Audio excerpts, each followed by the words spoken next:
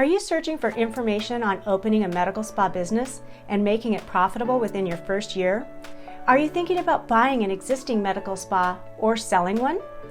In this video series, we showed our social media audience how to succeed in their business journey and sound, timeless strategies we've been using for over 20 years.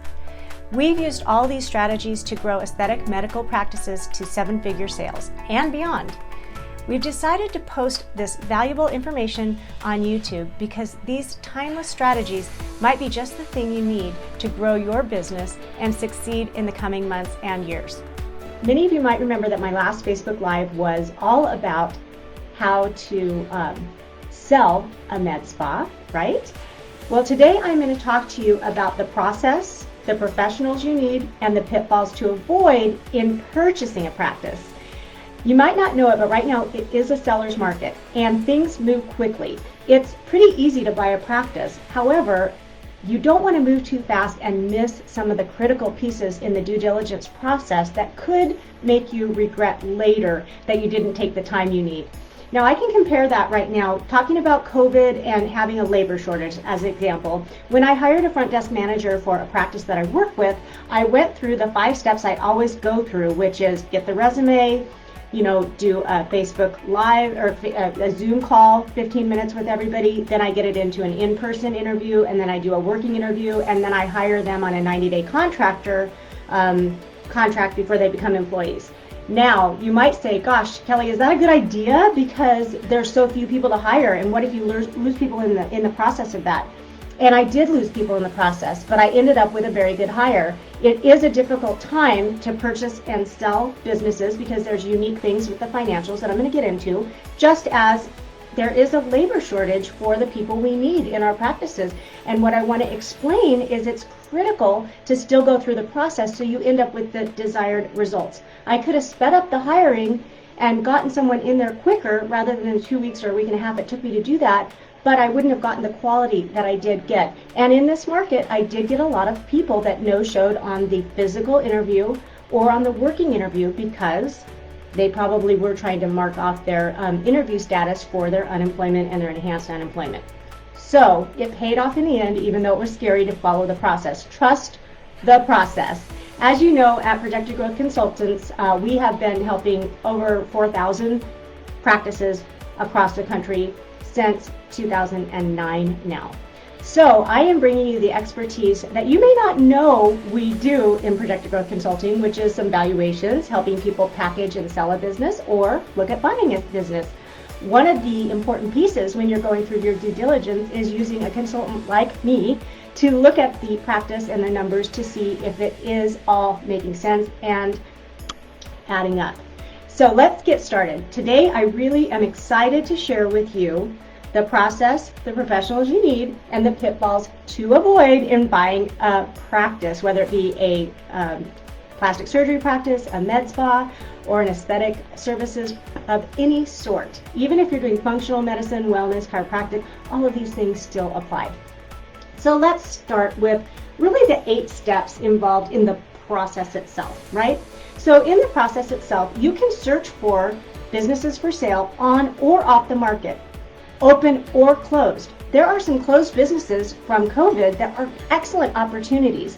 Now, you do have to assess that. I'm not going to say that every closed business is an excellent opportunity, but don't forget about those things, as well as talking to people about businesses that are not on the market. Some of your best sources are going to be vendors you work with or society circles that you're in where you find out, gosh, so-and-so is getting ready to retire, or so-and-so wants to do something different, or they're taking a sabbatical, turning a new career direction. Sometimes those can be the best transactions to get into. Just like when I said, when you're selling a business, if you go to your main competitors, a lot of times you can sell your business that way. Now, if you're worried about them knowing who you are, you can always use a business broker. So what business brokers do is they take your business and they put it out there without the actual name and business entity. They give you all the facts and figures before you sign an NDA, a non-disclosure agreement, to start learning about the business. So let's talk about this. It's a seller's market. Things can move fast. Oh. I had a technical thing happen there. Things can move quickly, and I want to really show you how you can utilize the expertise and things to get the best situation you can for your contract. So we're going to start from the beginning. You are looking for a business. There are different online sources. I like the Biz Sell Buy website. That's an excellent one. I've also found a few other ones that I like online, and all you have to do is really look up business brokers or medical practice brokers. There's 5 or 6 that show up that I think are really, really valuable. So I would encourage you to look at that, as well as talk to your different vendors who often know that certain practices are thinking about selling. Now, this is assuming that you want to buy a practice. Maybe you're expanding to a second location, maybe you're moving, maybe it's your first entry into elective medicine. So once you decide whether you're buying a franchise or an open business, a closed business, then we kind of go through the next process, which is, why is it for sale? This is a really important question, and you may or may not get the actual answer. So is it someone who's retiring? Great. That's not any red flags. Is it a turnaround? That may or may not have red flags. Maybe is it a location problem? Is it a parking problem? Are they just not managing things well? You can fix that. If it's a really poor location that you think has problems, or not enough space in the building to do what you need, those are not problems you can overcome. Maybe the lease is about to double or go up. Maybe they want a graduated lease, and suddenly that amount is going to increase. So these are some of the things that I'm going to coach you through in the due diligence portion of this talk, so you make sure you don't miss anything like that. But why they're selling is really important, and it's not always as they might tell you. If the deal looks too good to be true, it probably is. Now, when you hire the people to help you, you are going to need a CPA. Now, the CPA is going to look at their profit and losses, their tax returns, their financials, like their balance sheet. They're going to review everything and make sure their bank statements and all of the revenue ties and the taxes and the assets, all of those things are legitimate. Now, with the pandemic, usually you'll go 3 years back. Now, 2020 is not a good year to use, so they might go back 4 years and just kind of throw out 2020, because a lot of businesses were closed for 6 months, right? So you might be prepared to go back a little bit farther to look at the due diligence. The next thing is a lawyer. You're going to need a lawyer to do the contracts, the employee hiring documentation, incorporations, leases, those kinds of things, okay? So you've got, your team is going to be your CPA for the financial due diligence, your attorney for the legal things, and a business consultant who is niched into the market to do the data analysis, the practice analysis, kind of the DNA of what's happening in the practice, someone like me. And that is a critical part of the puzzle, because many times your attorney and your lawyer do not have any industry experience. And if you don't have any industry experience, it's even more important. And I'm going to go into what that does for you a little bit later in our talk. But this process is finding the business that you're interested in, getting the right people on your team, gathering the data that you need, and then that leads you into the pricing. If they are currently on the market, they will have the price, they will have that information, which will take you towards your financial due diligence, because a business is worth what a person will pay for the business. We can look at the business in a number of different ways. There's 2 main types of sales that you'll see, and you're not going to get a lot of details out of any business owner until you sign your non-disclosure agreement. But there is an asset sale and a stock sale, and this is important for you to know. An asset sale is buying, if it's real estate or a building, as well as the equipment and the business itself. It's usually based on revenue minus liabilities plus assets. And that's assets valued if you were to go sell them today. So if you bought a certain laser 2 years ago for $200,000 and you can only sell it for $20,000 today, that value is $20,000. So that's not good for the seller, but that is good for the buyer to know. Next, when you're looking at the pricing, you're looking at things like intellectual property, staffing that will stay or not stay, existing marketing, websites, what systems are working. And that's another thing where that consultant, someone like me, can really give you a quick idea of, gosh, all of these things are really, really doing good, and here's some opportunities where you could do better, and here's some things that I see as problematic. But the biggest thing I can do is let you know, yes, these numbers look real, this staff seems solid, and here's some opportunities that they're not currently really utilizing, but they can. So we're going to go into those kinds of details, which You just simply cannot get that level of guidance if someone doesn't have the industry experience. So that's a piece that gets overlooked quite a bit. Now we move on to the next step. After you've looked at that valuation, you've agreed on a price, then there is, getting the loan or coming up with the capital. And that can many times be that you've saved up enough money, maybe you're doing a down payment, maybe there's a seller contract involved. Medical practices and med spas are very bankable. You will be able to get a loan. These transactions are not that difficult to make happen, but there are a lot of details that you want to look at so that you don't get taken advantage of. And that's really what I'm here to tell you today. After you go through getting your loan or securing your financing through maybe a business, maybe you need a business partner, maybe you're going to sell stocks to the existing employees to bring up the money. There's all kinds of different ways to come up with the capital for the purchase once you've agreed on the purchase price, which takes you to that final step of closing the deal, which there is a bill of sale transaction done by the attorney. There are forms like the 8594 that you will file taxes with. And then it is really looking at the state-by-state requirements in transitioning a business. Now keep in mind, if you do an asset sale, you're starting from scratch and you'll do your incorporation, your business name, etc. If you are doing a complete stock purchase, that means you are buying the liabilities of the business and everything in the business. You're continuing with the same name. You're going to owe people gift certificates and prepaid packages. Any liability that they might have, legal or financial, you are assuming that risk. So as you can imagine, the due diligence is going to be more involved on a stock purchase acquisition than on an asset or income approach. I hope that makes sense, and we can go into this in more detail. And please send me your questions because I'm excited to educate you and help you understand this process any way that I can. So that's the process. The process is A, finding the business. B, getting the team together that can evaluate the business. Having the evaluations done, coming up with a price negotiation, what kind of purchase it's going to be, then getting the loan in place and going through the steps to finalize the transaction. So the process in and of itself is about 8 steps. It's fairly straightforward, but the details are in that due diligence portion.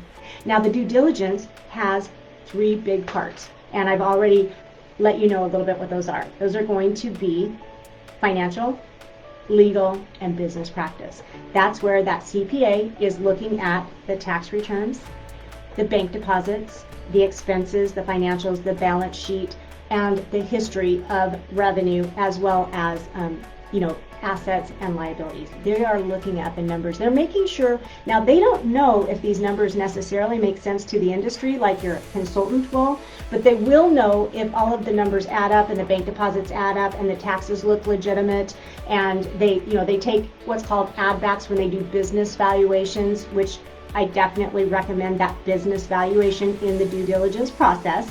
Many people will have already completed that when they list the business, because they need to do that in order to know what to ask for the business. If they haven't done that, it's worth the $3,000 to $5,000 for you to spend to get that done.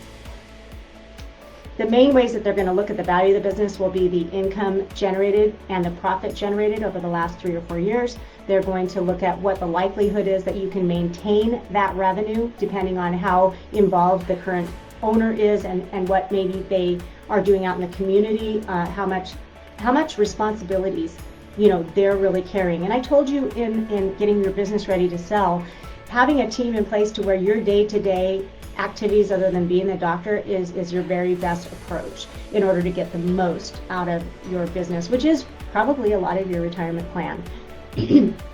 So when we talk about these experts, that's what the CPA does. However, they don't usually understand industry benchmarks. Then you move into that lawyer. They are doing your purchase and sale contract.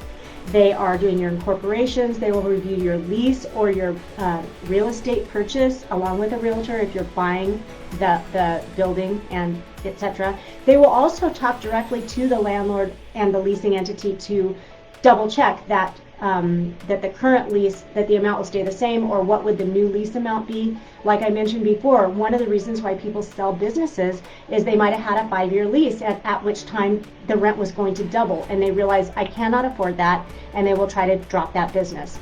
Another thing that your lawyer can do for you is to look into what other business entities are applying for application to open in your vicinity that would be competitors. Because that's another reason why people sell, but they don't tell you. They heard that so-and-so is going to open up a business across the street and they don't feel like they're going to measure up and compete. So these are the things that your sellers are not going to tell you, that it's up to you to have the wherewithal and the savvy to research and make sure you're not stepping into a pitfall or a trap, right? So these are the kinds of things your attorney helps you with, as well as closing up the sale at the end, tying it up with a bow, and filing all the paperwork so it really is yours, as well as changing over the employment contracts to be with your company instead of the previous one. And they will also, if you're doing that share sale, they will do a lot of credit checks and checks to make sure that there aren't any outstanding liabilities and things that you may not know of, or lawsuits, anything like that going on. And of course, that's where you pay attention to outstanding gift certificates and any kind of accounts receivable or accounts payable. So that's all done during that step. And then that really important part is where I come in, or someone like me comes in. Make sure you hire someone very experienced who's seen thousands of practices, who really knows what they're looking for, because we're looking for KPIs, key profit indicators. We're looking at industry standards as far as what percent of income are these different expenses. What is their payroll at? Is it 30% or under? What is their owner draw? Is it 10% or under? What is their lease amount? Is it 5% of income? What are they spending on marketing? How is the marketing looking? How is their website? What is their capacity of booking? What is their retention rate, their average ticket? Which staff members want to stay? Which staff members are overpaid? Which staff members are family that shouldn't be there? Something like that. We're going to go into the practice and actually spend a couple days in there, as well as looking at the numbers and telling you at first glance. We will look at the numbers and tell you, yes, this adds up, or it doesn't, or this is under, or this is over. The next step is really being in the office for a bit, or at least doing some detailed calls with the selling and the buying parties to go through some of these questions to understand simple things. How many leads are coming in? What's your conversion ratio? Which staff members do you think would stay? Which staff members are performing well? You also want to talk to maybe their administrative director and determine ahead of time whether you think that these are people you want to keep, or that you'd be able to afford to keep, or that they are willing to stay with a new owner. It doesn't mean that that's going to change your mind of purchasing. It may not, but you need to know that going in. How many people will stay with this business with a new owner? A lot of times they'll stay. Sometimes they won't, and that's good to know up front. So I told you 3 things. I was going to talk about the process, I was going to talk about the professionals, and now I'm going to go into the pitfalls. And this is just a nice checklist to pay attention to. You may think of these things, you may not have thought of these things, but I just want to walk through, how to protect yourself as much as possible as you go through this process. Some of the basics would be walking through the facility, maybe doing an inspection, making sure there's enough parking, what the signage looks like, what the signage regulations are. You might have this great big idea of, wow, if they had a bigger sign, it'd be great. But then you find out that maybe there are some different requirements where they can't actually, they may not actually be able to do a bigger sign or something like that. So you might think, oh, I want a big lit sign so that they can see me from the freeway because, there's all this traffic flow going by, and then there might be laws that won't let you do anything but a monument sign, as an example. So look at the thing I find like people miss is it easy to get to? Is there ample parking? Is your signage good? Is the layout big enough for you? Is the equipment and services that you want? These are all things that only you can decide, right? The other thing that people don't often think about is, do you want your seller to sign a non-compete to guarantee that they're not going to go open shop close to you in a year from now if they decide that they're not making enough money with what their new venture is or retirement? You don't want someone going and recreating the same business that they just sold you and getting a fresh start in a better location. And that can happen. Now, it's less going to happen when you're taking over a retirement type of situation, unless things go very poorly for that person, which can happen, especially in this unpredictable market that we have now. I mentioned before that the equipment value is what you could sell it for on the market today as a used piece of equipment. It is not what they purchased. It is not the depreciation amount. So that is something that I really want you to understand when you look at the value of the assets. When we get into liabilities, if you're doing a share sale, you need to know how many gift certificates are outstanding that haven't been claimed, and how many prepaid programs for laser hair removal, or series of, we sell so many things up front in a series, or memberships, things like that. Those are really important to take into consideration, because what I find is typically when you sell gift certificates, a lot of the states won't let you have an expiration date on them, so they're kind of valid forever. When someone finds out a business is being sold, you'll get a rush of gift certificates coming in to be redeemed, hopefully before you take over. But that is one of those things that will stimulate a lot of redemption of prepaid income. And that can be really devastating to a new owner who's not taking in money but rendering services that the previous owner has the income for. So that's adjusted in the purchase price. Some of the other things is, really looking at the employee's tenure. What is their turnover ratio? How long have people stayed with them? If they've got a lot of turnover, that is worth having your consultant look into to find out why. And it may very well be something that your management style will completely take care of, but it's worth knowing why that is. And as you look into the lease terms, I've mentioned this before, but you do need to know if you're taking over a lease, when that might step up in amounts, or what if you have to negotiate that brand new. Don't assume that the owner of the building is going to give you the same lease amount that they gave this business 3, 5, 7, 10 years ago. That they may not have a lease that you can acquire. You may have to negotiate a new lease. And a lot of times people just throw those numbers in there of, oh, they're currently paying $5,000 a month, that's what I'll have to pay. Maybe, maybe not.